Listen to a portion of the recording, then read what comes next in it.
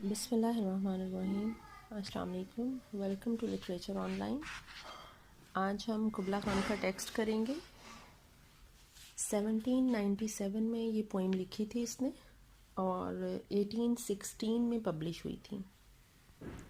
Text start करते हैं इसका। In Xanadu did Kubla Khan a stately pleasure dome decree. Xanadu वो capital city था कुबला खान की जो डायनेस्टी थी उसका। वहाँ पे जब वो था उसकी हुकूमत थी। ज़ैनडू में उसका कैपिटल उसने बनाया हुआ था। अ स्टेटली प्लेयर डोम, उसने एक बहुत आलीशान किस्म का अपना प्लेयर हाउस बनाने का, डिक्री का मतलब होता है हुक्म देना। कुबला खान ने ज़ैनडू में एक अपना बहुत आलीशान प्लेयर हाउस बनाने का हुक्म दिया। Where Alph the sacred river, Alph ये एस.टी. कॉलरिज ने ही ये टर्म एक एल्फ जो है वो बनाई है ये सेक्रेड रिवर के लिए। इनका जो मुकद्दस दरिया उसने कहा है एल्फ, वो वहाँ where Alph the sacred river ran, जहाँ पे एल्फ जो मुकद्दस दरिया है वो बहता था। रैन थ्रू कैवर्न्स मैयरलेस टू मैन, और वो कैवर्न्स कहेंगे गारों को, मैयरलेस मतलब उनकी गहराई अभी तक नापी नहीं की, वो इतनी उनकी डेप्थ ज़्यादा थी और वो बहुत ही मतलब ना मैयर किए जाने वाली गारों के थ्रू होते हुए बहता था डाउन टू अ सनलेस सी, और वो उन गारों से होता हुआ एक समंदर की अथाह गहराइयों में गिर जाता था, मतलब जहाँ पे सूरज की रोशनी नहीं पहुँच सकती थी। So twice 5 miles of fertile ground, twice 5 miles का मतलब है कि 10 मील्स पर मुहित ये ग्राउंड जो है, फर्टाइल जरखेज़ ज़मीन 10 माइल्स पर मुहित ये थी, जहाँ पे उसने ये अपना प्लेयर हाउस बनाने का हुक्म दिया था। With walls and towers were girdled round, जहाँ पे इर्द गिर्द, ग्रिडल्ड का मतलब है कि वो जो सारी जो ज़मीन थी उसके इर्द गिर्द उसको कवर किया हुआ था, उसका मुहासरा किया हुआ था वॉल्स एंड टॉवर्स ने। And there were gardens bright and sinuous rills, sinuous कहते हैं जिगजैग को, जैसे वो आड़ी तिरछी थी, रेल्स कहते हैं स्ट्रीम्स को, नदियों को। और जहाँ पर उस जो गार्डन्स ब्राइट, उन बागों से वो जो जरखेज़ ज़मीन थी उसमें से आड़ी तिरछी नदियाँ निकल रही थी। Where blossomed many and incense bearing tree, incense bearing tree कहते हैं जो खुशबूदार होते हैं, दरख्त होते हैं, जैसे उन पर खुशबूदार फूल या खुशबूदार फल लगे हुए होते हैं, और वहाँ पर बहुत से खुशबूदार दरख्त भी लगे हुए थे। And here were forest ancient as the hills, और यहाँ पे जो जंगलात थे वो उतने ही कदीम थे जितने कि पहाड़ कदीम होते हैं। जैसे पहाड़ तो जहाँ पे है वो वहीं का वहीं रहेगा ना, वो इट कैन नॉट मूव, तो उसी तरह ये जो फॉरेस्ट हैं ये भी बहुत सारे अरसे से, बहुत सदियों से ये वहीं पे हैं, उन्हीं पहाड़ों पे हैं। Enfolding sunny spots of greenery but oh, enfolding sunny spots of greenery, कि इन जो ज़ाहिर है वो जो फॉरेस्ट है वहाँ पे थिक फॉरेस्ट है, ठीक है, टॉल ट्रीज होते हैं, तो वहाँ से सन जो सूरज की रोशनी है उसका नीचे आना थोड़ा मुश्किल होता है। तो वो ये वाली जो जगह है, ये जहाँ पे इसने अपना महल बनाने का हुक्म दिया है, वो उस जगह वो ऐसी है, infolding Sunny spots of greenery, कि वहाँ पे वो जो ग्रीनरी है, ग्रीनरी बहुत ज़्यादा है, मतलब जहाँ पे सूरज की रोशनी पहुँचती है वहाँ पे घास बहुत ज़्यादा है, ग्रीनरी यहाँ पे घास को कहा गया, ठीक है। But oh that deep romantic chasm which slanted down the green hill, उसने कहा that deep romantic chasm, chasm कहते हैं खाई को, विच स्लैंटेड, स्लैंटेड कहते हैं स्लोपी को, कि वो नीचे को जा रही है, ठीक है। डाउन द ग्रीन हिल मतलब वो सरसब्ज जो पहाड़ है उससे, जिस पे सूरज की रोशनी पहुंच सकती है, उस पहाड़ से होते हुए वो नीचे को आ रही है। अथवाट कहते हैं अक्रॉस को। अ सैडन कवर, सैडन कहते हैं जो देवदार के दरख्त होते हैं ना, उन चीज़ों को। मतलब ये जो चैज़्म है, ये जो खाई है पानी की, ये वहाँ से जो होती हुई है आड़ी तिरछी बहुत स्लोपी एक जगह से होती हुई उस जो सैडन ट्रीज हैं, देवदार के दरख्तों के पार जो पहाड़ी है वहाँ पे आकर गिर रही है। अ सैवेज प्लेस, बहुत ही हॉरिबल प्लेस है, सैवेज हॉरिबल को कहते हैं। एज हॉली एंड इंचेंटेड, हॉली मुकद्दस को कहेंगे, एंड इंचेंटेड कहेंगे जिस पे कोई जादू किया हो, जैसे कि वो मुकद्दस है जैसे कोई जादू किया गया हो, उस पर कोई स्पेल किया गया हो। As ever beneath a waning moon was haunted by women wailing for her demon lover, ever beneath a waning moon कहते हैं जो चांद बिल्कुल गायब हुआ होता है, बिल्कुल एक लकीर सी नज़र आ रही होती है, वो वाला। विमेन वेलिंग का मतलब है कि औरत जो है वो ज़ारों की तार रो रही है, बैन डाल रही है, for her demon lover, demon वैसे तो कहते हैं घोस्ट को, लेकिन यहाँ पर डीमन लवर का मतलब है कि किसी ने उसके साथ बेवफाई कर दी है, उसको डिच कर दिया है। वो कह रहा है कि ये जो सारी जगह है ये कुछ इस किस्म का मंजर पेश कर रही है, ऐसे लग रहा है कि जैसे अगर बिल्कुल अंधेरे जो एक रात होती है, जो तारीक रात होती है, उस रात में अगर कोई औरत जो है वो इस तरह ज़ारो कितार ऊंची ऊंची रो रही हो अपने किसी की बेवफाई पे, तो जैसे वो एक मंजर होता है, ये कुछ ऐसा ही मंजर यहाँ पे जो है वो नज़र आ रहा है, उतना ही वो जो है वो हॉन्टेड है, ठीक है। एंड फ्रॉम दिस चैज्म विद, और इस खाई से, फ्रॉम दिस चैज्म इस खाई, सॉरी कैज्म, एंड फ्रॉम दिस कैज्म इस खाई से विद सीजलेस टर्मोइल सीडिंग, इससे विद सीजलेस का मतलब होता है कि वो रुक नहीं रही, टर्मोइल शोर, और सीडिंग का मतलब होता है जैसे बॉयल हो रही होती है कोई चीज, with ceaseless turmoil seething as if the earth in fast thick pants were breathing. वो कह रहा है इस खाई से, इस कैज्म से पानी जो है वो जितनी रफ्तार से, मतलब बगैर रुके हुए शोर मचाता हुआ पानी है ना, वो एक दूसरे के ऊपर गिर रहा होता है, तो जिस तरह उसमें बबल्स बन रहे होते हैं, झाग बन रही होती है, वो वाला है। और ऐसे लग रहा है जिस तरह जो अर्थ है, पैंट्स का मतलब होता है हाँपना, कि अर्थ जो है वो जोर जोर से सांस ले रही है या हाँप रही है।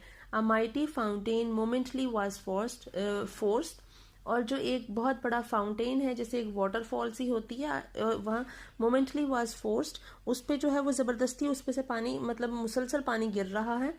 And amid whose swift half intermitted burst huge fragments vaulted like rebounding hail, half उसके जो इस पानी की, जब वो पानी मुसलसल गिर रहा है तो उसके साथ कुछ जो पत्थर के टुकड़े हैं, huge fragments vaulted like rebounding hails, कि जो कुछ टुकड़े हैं, जो पत्थर हैं कुछ, वो भी ज़मीन पर आकर लिखते हैं, और वॉल्टेड जो मतलब ज़मीन पर टच करते हैं, लाइक रिबाउंडिंग हेल, कि और वो ऐसे, रिबाउंडिंग का मतलब है बाउंस होते हैं, मतलब एक जगह पे ज़मीन पे गिर के उछल के दूसरी जगह पे जाकर गिरते हैं। हेल का मतलब है जैसे वो ओले से होते हैं, वो उन ओलों की तरह ये लोग हेलिंग की तरह, ये पत्थर भी उस पानी के साथ, जब पानी की फवार आती है जोर से, उससे ज़मीन पे टच करते हैं और उछल के उधर उधर गिर रहे हैं।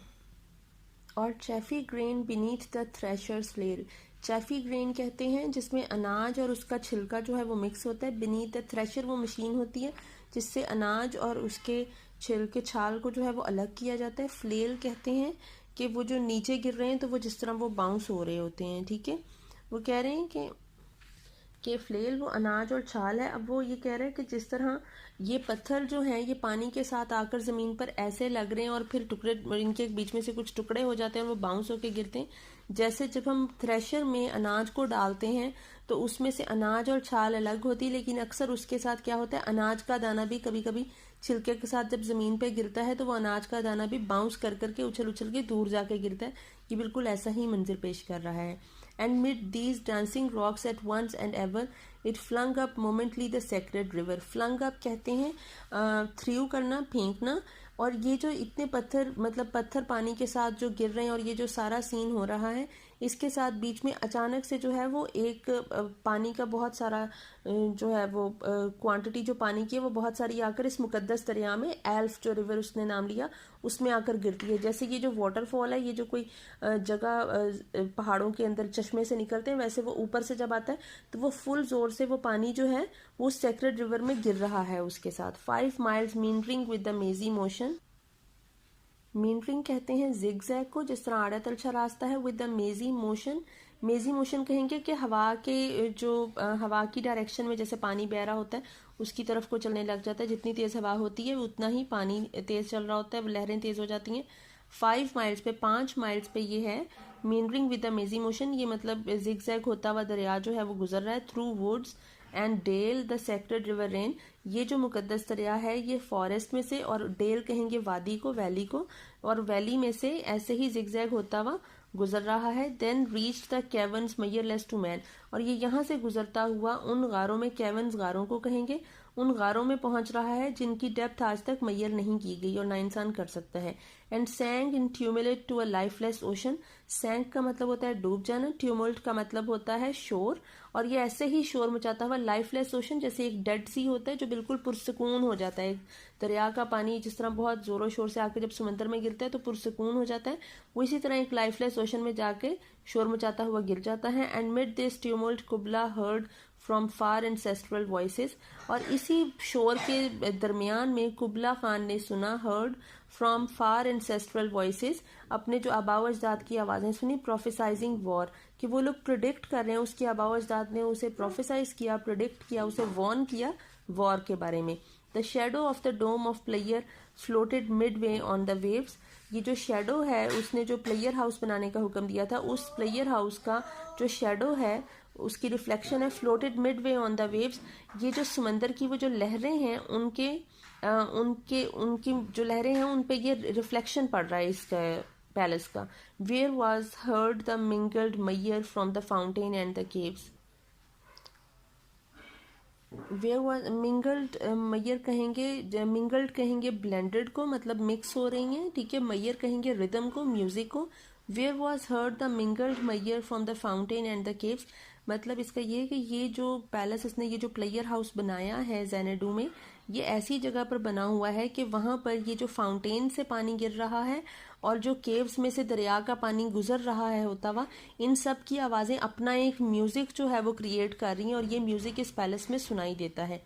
It was a miracle of rare device, ये एक शाहकार है, एक मिरेकल है ऑफ रेयर डिवाइस, मतलब ये आर्किटेक्चर का एक मास्टरपीस है, ठीक है, कि उन्होंने एक ये शाहकार बना दिया है कि ऐसा it was a miracle of rare device a sunny, कि ये कभी देखा नहीं गया, ठीक है। पहले a sunny pleasure dome with caves of ice, sunny pleasure dome के उसमें जो रोशनी है वो पहुंचती है, उसमें सूरज की रोशनी पहुंचती है और वो with caves of ice, caves of ice इसने कहा है क्योंकि वो पूरा जो प्लेयर हाउस था, पूरा जो सल था वो वाइट मार्बल का बना हुआ था और वो वाइट मार्बल जो है वो ठंडा रहता था और वो बिल्कुल आइस की तरह लगता था। डैम्सल, डैम्सल कहते हैं लड़की को, अनमैरिड लड़की को। वंस आई सॉ, अब ये यहाँ पे इसकी जो थॉट है वो फिर जो है वो ब्रेक हो रही है और ये अगली बात करें। In a vision once I saw, मैंने इस डैम्सल विद डल्सिमर, डैम्सल कहेंगे लड़की को और डल्सिमर कहेंगे ये म्यूजिकल इंस्ट्रूमेंट होता है, इसकी मैं पिक ये शेयर हो रही है। In dulcimer in a vision once I saw, उसको भी उसने अपने ख्वाब में एक ये इस लड़की को भी एक डल्सिमर के साथ देखा, वो बजा रही थी। It was an Abyssinian made, वो एबिसिनियन मेड थी। एबिसिनिया जो है वो अफ्रीका का इलाका है, ये वहाँ की बंदी थी। And on her dulcimer she played, और वो अपने डल्सिमर पे जो ट्यून बजा रही थी, सिंगिंग ऑफ माउंट अबोरा, वो माउंट अबोरा की कोई जो है वो ट्रेडिशनल फोक सॉन्ग गा रही थी। Could I revive with in me her symphony and song, वो कह रहा है क्या मैं वो ये याद कर सकता हूँ जो वो म्यूज़िक और उसकी जो सिम्फनी थी, उसकी जो रिदम थी, क्या मैं वो कंपोज कर सकूँगा। To such a deep delight this would win me, अगर मैं ऐसा कर सकूँ तो ये मेरे लिए बहुत ही ज़्यादा खुशी की बात होगी। That with music loud and long I would build that dome in air, वो कह रहा है कि ये जो म्यूज़िक जो लाउड एंड लॉन्ग होगा, जो मैं डल्सिमर से बजाऊंगा, उस लड़की का म्यूज़िक को मैं जो इमिटेट करूंगा, I would build that dome in air. जो कुबला खान ने कैसल वो मार्बल का बनाया था उस फर्टाइल लैंड पे, मैं उसी तरह का डोम एयर में बनाऊंगा, हवा में बना दूंगा। That sunny dome those caves of ice, बिल्कुल वैसा ही सनी डोम होगा और बिल्कुल वैसे ही केव्स ऑफ आइस होंगी कि वैसे ही वाइट मार्बल का होगा।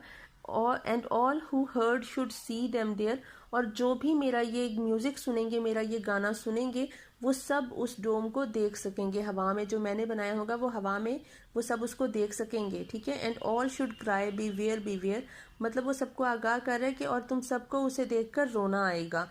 हिज फ्लैशिंग आइज, अब वो फिर उसकी थॉट ब्रेक हो रही है, वो अब अगली बात कर रहा है।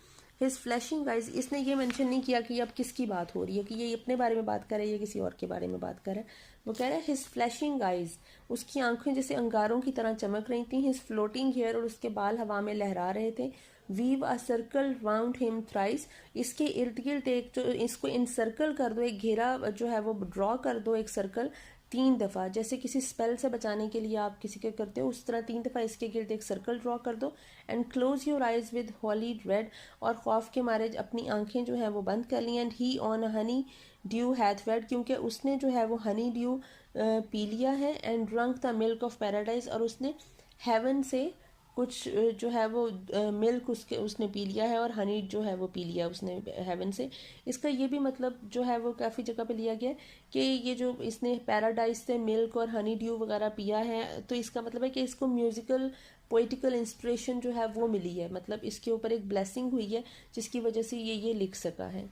आई होप आपको समझ आ गई होगी। Thank you so much.